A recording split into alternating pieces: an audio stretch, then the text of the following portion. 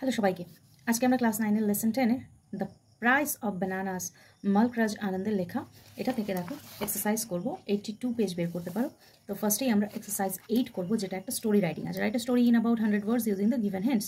Give a suitable title to the story. তোমাকে 100 ওয়ার্ডসের মধ্যে একটা সুন্দর স্টোরি রাইটিং করতে হবে, আর তারপরে একটা সুন্দর টাইটেলও দিতে হবে। তো আমি কিন্তু মোরাল সহকারে তোমাদের লিখে রাখাচ্ছি, অবশ্যই মোরালটাকে দেবে। আর হিন্টগুলো কি আছে দেখো, 2 cats find a piece of bread. দুটো বিড়াল একটা পিস অফ ব্রেড পেয়েছিল, একটা রুটির টুকরো পেয়েছিল। ফাইট ওভার ইট, সেটা নিয়ে লড়াই করছিল। মাঙ্কি অ্যারাইভস, মাঙ্কি এলো। Decides to settle the dispute, তাকে এই যে লড়াইটা তার বিচারক হিসাবে তাকে নিযুক্ত করা হয়েছিল। আচ্ছা, monkey breaks the bread into 2। Monkey কী করলো, দুই ভাগে ভাগ করে দিল ব্রেডটাকে। আনইভেন সাইজটা আনইভেন ছিল। It's a portion from the larger share. Larger যে শেয়ারটা আছে সেখান থেকে অনেকটা খেয়ে নিল। ডিসপুট কন্টিনিউজ, এভাবে ডিসপুটটা থেকেই গেল। Monkey it's both the pieces of bread. Monkey কিন্তু পুরোটাই খেয়ে চলে গেল। তো এটা কিন্তু খুব সুন্দর একটা স্টোরি। এটা কীভাবে লিখবো সেটা দেখো। ওয়ান ডে, আচ্ছা ফার্স্ট আমি টাইটেল দিয়েছি দেখো। টাইটেল দিয়েছি the foolish cats and the clever monkey. One day, একদিন, two hungry cats found a piece of bread lying on the ground. গ্রাউন্ডের মধ্যে একটা ব্রেডের টুকরো তারা দুটো ক্যাট পেয়েছিল। Both jumped on it at the same time and started quarreling over who should have it. দুজনেই একই সাথে ঝাঁপিয়ে পড়লো রুটিটার উপরে।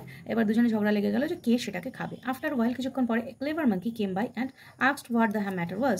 সেখানে কিছু একটা ক্লেভার মাঙ্কি এলো এবং সে জিজ্ঞেস করলো যে ম্যাটারটা কি। The cats explain their problem and requested him to divide the bread fairly. ক্যাটটা কী করলো, তাকে রিকোয়েস্ট করলো যে এই রুটিটাকে ঠিকভাবে বা ইকুয়ালি ভাগ করে দিতে। দ্য মাঙ্কি এগ্রিড, মাঙ্কি রাজি হয়ে গেল। He broke the bread into 2 uneven pieces. ও নিজে ইচ্ছে করে দুটো আনইভেন পিসেস দিয়ে ব্রেডটাকে টুকরো করলো। To make them equal, he took the bite from the bigger one. এবার সবচেয়ে বড় যে পার্টটা ছিল সেখান থেকে ও কী করলো, কিছুটা খেয়ে নিল। খেয়ে নিয়ে বলে যে চলো দেখিয়ে দিচ্ছি তোমাদের কী করে এটাকে, এটা তো এখন বড় ছোট হয়ে গেছে, আবার তাহলে খেতে হবে। এইভাবে করে সে কিন্তু খেতে শুরু করলো।